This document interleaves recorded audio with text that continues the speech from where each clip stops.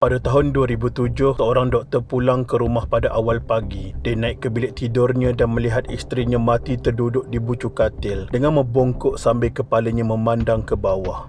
Doktor itu ditangkap dan disyaki sebagai suspek utama kes pembunuhan isterinya ini. Mari kita ikuti kisah ini.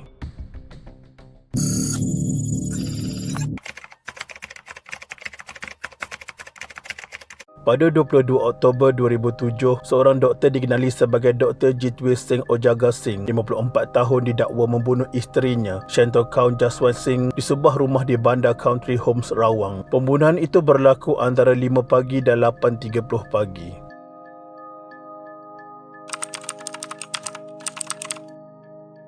Tepat jam 6.33 pagi, suspek yang merupakan seorang doktor melangkah masuk ke rumahnya setelah pulang bekerja. Ketika itu, suspek bersama pemandunya dan mengarahkan pemandunya itu membersihkan rumah dan mengemas dapur, memandangkan rumah itu kelihatan bersepah. Kemudian, suspek telah naik ke tingkat 1 rumah berkenaan. Suspek mendapati barang-barang di tingkat atas juga berselerak. Suspek mengambil penyapu dan membersihkan lantai di ruang tamu. Setelah selesai mengemas, suspek menyuruh pemandunya keluar untuk mencari sarapan. Suspek membuka pintu bilik tidurnya. Alangkah terkejutnya apabila mendapati isterinya duduk secara membongkok di bucu katil sambil mukanya memandang ke bawah. Suspek memanggil nama isterinya beberapa kali namun tiada sahutan. Dia kemudian menyentuh tubuh mangsa tetapi tiada sebarang respon. Sebagai seorang doktor, dia tahu sesuatu telah berlaku kepada isterinya. Suspek melihat mangsa sudah pucat. Dia segera membaringkan isterinya di atas katil untuk memberikan bantuan pernafasan CPR. Malangnya, usahanya gagal apabila isterinya tidak menunjukkan sebarang perubahan. Malah suspek mengakui bilik tidur itu berbau air kencing dan muntah yang memenuhi segenap ruang. Suspek menangis semahunya apabila mendapati isterinya telah meninggal dunia. Pemandu suspek telah berpatah balik ke rumah itu setelah mendapat arahan daripada majikannya. Saksi mengatakan isteri majikannya telah terbaring kaku di atas katil. Dengan arahan suspek dan pemandunya telah mengangkat mayat mangsa ke satu bilik yang lain yang lebih kemas dan bersih. Lantas, pihak polis menerima satu laporan tentang kematian ini dan telah mengklasifikasikan kes ini sebagai mati mengejut. Walau bagaimanapun, sehari selepas kematian mangsa, suspek dan pemandunya ditahan di sebuah apartmen di Wangsa Maju bagi membantu siasatan, tetapi dibebaskan dengan jaminan polis setelah diambil keterangan. Namun mereka ditahan semula tidak lama selepas itu. Pihak polis mula mengesyaki sebenarnya doktor yang juga merupakan suami mangsa yang telah membunuh isterinya. Hal ini kerana tiada suspek lain yang berada di rumah tersebut semasa kejadian ini berlaku. Namun, doktor itu bertegas semasa soal siasat bahawa itu tidak mungkin berlaku kerana dia baru saja pulang bersama pemandunya semasa kejadian itu berlaku.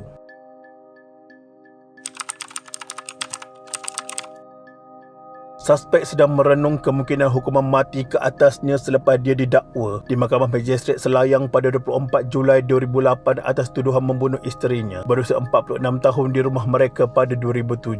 Pembunuhan itu berlaku antara 5 pagi dan 8.30 pagi pada 22 Oktober 2007. Dengan memakai baju kuning pudar, Dr. Jitwir yang memiliki sebuah klinik di Rawang memberitahu mahkamah dia memahami pertuduhan itu tetapi menambah bahawa dia tidak bersetuju dengannya. Tiada pengakuan direkodkan. Timbalan Pendakwa Raya Muhammad Nordin Ismail memohon agar kes ini dipindahkan ke Mahkamah Tinggi Shah Alam dan Magistrate Rini Triani Muhammad Ali menetapkan 22 Ogos 2008 untuk sebutan di Mahkamah Tinggi.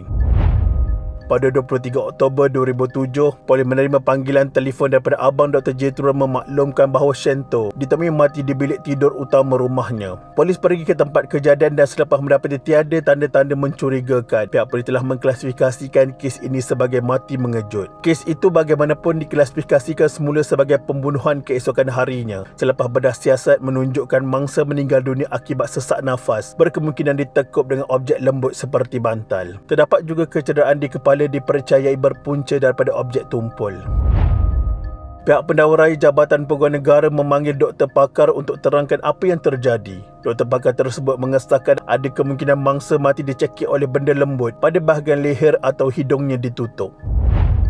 Pada 30 Ogos 2010, suspek meraihkan kemerdekaan dengan cara yang tersendiri selepas dia terlepas daripada tali gantung apabila Mahkamah Tinggi melepas dan membebaskannya daripada tuduhan membunuh isterinya 3 tahun lalu. Pesuruhjaya Kehakiman Datuk Asmabi Muhammad membuat keputusan itu terhadapnya selepas berpuas hati pihak pendakwaan gagal untuk membuktikan prima facie untuk dijawab oleh suspek. Pada penghakimannya, Asmabi berkata tiada bukti kukuh yang dapat menunjukkan bahawa Jethro adalah orang yang bertanggungjawab dalam kecederaan yang dialami mangsa. Selain itu, beliau juga berkata bukan sahaja tiada bukti kukuh yang dapat menunjukkan bagaimana mangsa mati, malah sebab kematian turut tidak dapat dipastikan sama ada akibat dicekik atau dilemaskan dengan benda lembut.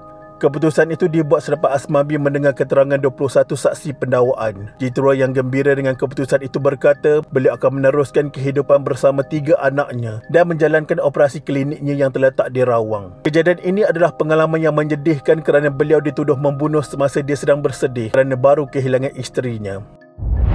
Peguam kapal Sing yang mewakili Jethro pula berkata pihaknya akan memanfaatkan saman terhadap peguam negara untuk menuntut ganti rugi kerana pendakwaan secara salah. Saman itu bukan untuk kepentingan anak guamnya, tetapi untuk kepentingan masyarakat umum supaya pihak pendakwaan tidak sewenang-wenangnya mendakwa individu tanpa bukti kukuh.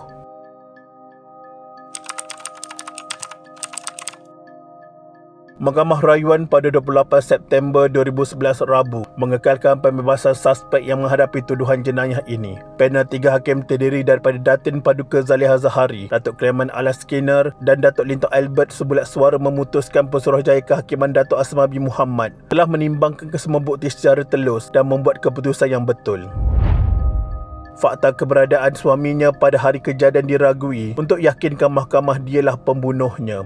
Laporan postmortem menunjukkan isterinya disahkan mati dalam tempoh lebih 20 jam sebelum dijumpai. Jadi tidak mungkin suspek yang membunuh isterinya. Terdahulu, Timbalan Pendakwa Raya Najib Zakaria berhujah bahawa tingkah laku Dr. Jethro paling luar biasa selepas kematian isterinya tidak menampakkan tanda bersedih di atas kehilangan isterinya. Berdasarkan bukti, beliau tidak membuat sebarang persiapan untuk upacara pembakaran mayat isterinya dan tidak hadir ketika upacara berkenaan diadakan di krematorium Petaling Jaya. Terdapat bukti perkahwinan Dr. Jethro dan isterinya bergolak walaupun mereka tidak bercerai tetapi hanya berpisah. Selain itu, ketika ahli keluarga suspek dan mangsa berbincang mengenai upacara penggemumian, suspek dan pemandunya dilihat mengemas barangnya dan diletakkan di dalam beg bagasi. Suspek juga dikatakan melambatkan persetujuan untuk benarkan bedah siasat dijalankan pada mayat isterinya. Pendakwa raya berhujah ada sesuatu yang mencurigakan. Ujahan pendakwa bagaimanapun ditolak mahkamah. Bagaimanapun, Peguam Dr. Jethro Kapal Sing berhujah, hakim perbicaraan membuat keputusan yang betul dan memberi penilaian maksimum berdasarkan bukti yang dikemukakan kepadanya. Dan terdapat banyak kelompangan dalam kes pendakwaan menyebabkan hakim sukar untuk mengenal pasti punca sebenar kematian mangsa. Dia berkata hakim perbicaraan membuat rumusan yang betul bahawa pihak pendakwaan telah gagal membuktikan prima facie terhadap Dr. Jethro. Kes kemudian naik ke Mahkamah Persekutuan Putrajaya. Pendakwa raya yakin suspek hanya reka cerita dan dia adalah pembunuh yang sebenarnya. Mahkamah Persekutuan Isnin 5 Ogos 2013 membatalkan pembebasan suspek dan memerintahkannya membela diri atas tuduhan membunuh isterinya hampir 6 tahun lalu. Panel 5 hakim diketuai Hakim Mahkamah Persekutuan Datuk Hashim Yusof sebulat suara membenarkan rayuan pihak pendakwa raya untuk mengenepikan keputusan Mahkamah Tinggi pada 30 Ogos 2010 untuk membebaskan Dr. Jethro Singh Ojaga Singh di akhir kes pendakwaan tanpa memanggil tertuduh membela diri. Pihak pendakwa menfailkan rayuan di Mahkamah Persekutuan terhadap pembebasan Dr. Jethro selepas Mahkamah Rayuan menolak rayuan mereka pada September 2011. Penghakiman itu dibacakan oleh Hakim Datuk Jeffrey Tan Kong Wah, seorang daripada anggota panel berkenaan. Tan berkata berdasarkan penilaian maksimum Mahkamah Persekutuan, iaitu keterangan mengikut keadaan yang dikemukakan pihak pendakwa telah membawa kepada satu kesimpulan logik, iaitu Dr. Jethro sendiri yang menyebabkan kematian isterinya berdasarkan gabungan bukti apabila disimpulkan bersama telah membangkitkan pertuduhan melampaui keraguan munasabah.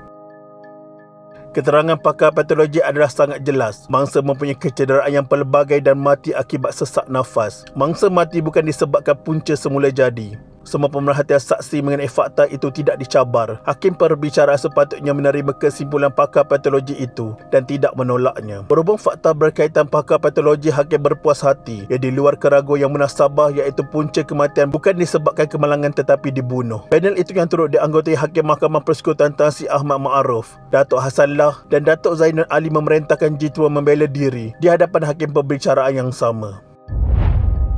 Pada 20 Jun 2014 Jumaat, setelah perbicaraan kali kedua di hadapan hakim yang sama, suspek dijatuhi hukuman mati oleh Mahkamah Tinggi selepas dia didapati bersalah membunuh isterinya. Hakim Datuk Asmabi Muhammad membuat keputusan itu selepas mendapati suspek gagal membangkitkan keraguan munasabah terhadap kes pendakwaan. Asmabi berkata keterangan pembelaan bahawa mangsa Shanto Kaun Jaswant Singh meninggal dunia akibat positional asphyxia merupakan keterangan yang difikirkan kemudian. Hakim itu berkata teori bahawa si mati meninggal dunia disebabkan kekurangan oksigen berikutan kepalanya yang sengit pada kedudukan tertentu tidak pernah dibangkitkan di peringkat kes pendakwaan yang berlanjutan selama 2 tahun pada 2008. Hakim Asmabi berhujah semasa menjatuhkan hukuman seperti berikut.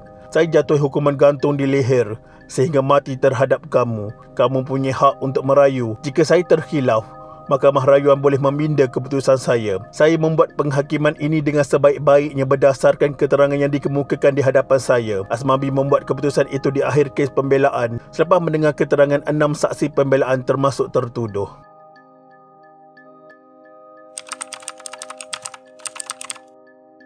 Walau bagaimanapun, pada 28 Julai 2016, Mahkamah Rayuan sekali lagi membebaskan suspek daripada hukuman tali gantung. Dalam pembelaan, peguam bela menafikan sekeras-kerasnya dakwaan mangsa telah dibunuh suaminya sendiri. Malah, sehari sebelum jangkaan masa mangsa ditemui mati, mangsa ada pergi ke rumah jirannya. Pada ketika itu, jirannya nampak mangsa ada kesan kecederaan di pergelangan tangan. Mangsa memberitahu dia terjatuh. Pendakwa raya ada berhujah bahawa suspek ada motif untuk cederakan mangsa kerana adanya masalah peribadi di antara mereka berdua. Hujahan tersebut juga ditolak mahkamah dan tidak kuat untuk kaitkan dengan pembunuhan. Selain itu, doktor pakar yang lain dipanggil untuk terangkan apa yang terjadi. Kini, 2 doktor pakar berlawanan hujah. Hujahan doktor pakar kedua sahkan mangsa bukan mati kerana dibunuh. Mangsa tidak dicekik. Mangsa mati kerana sesak nafas secara tiba-tiba dan tiada kaitan dengan dakwaan dia dicekik di leher atau ditutup hidungnya. Menurut doktor pakar tersebut, tiada unsur jenayah.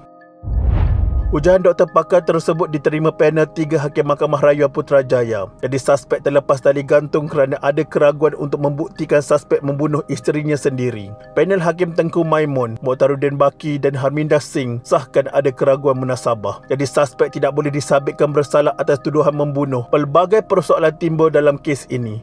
Adakah ada orang lain yang masuk ke dalam rumah tersebut setelah keadaan rumah dikatakan berselerak? Adakah ada orang lain yang memecah masuk ke rumah sebelum suspek pulang? Semuanya kekal menjadi misteri. Suspek diwakili pasukan peguam bela diketuai Tan Sri Syafiq Abdullah bersama 8 peguam bela bersamanya berjaya timbulkan keraguan munasabah di mana suspek bukan pembunuh. Kes selesai di Mahkamah Rayuan Putrajaya setelah suspek terbukti tidak bersalah. Nampaknya satu lagi kes yang berprofil tinggi masih tidak dapat diselesaikan. Kes ini akan terus menjadi misteri dan sehingga ke hari ini, tiada yang tahu siapakah pembunuh wanita ini. Pihak berkuasa juga tidak dapat membuktikan suspek utama sebagai perancang utama. Jadi kalau bukan dia, hanya mangsa dan Tuhan sahaja yang tahu apa yang terjadi pada hari kejadian. Sekian, terima kasih.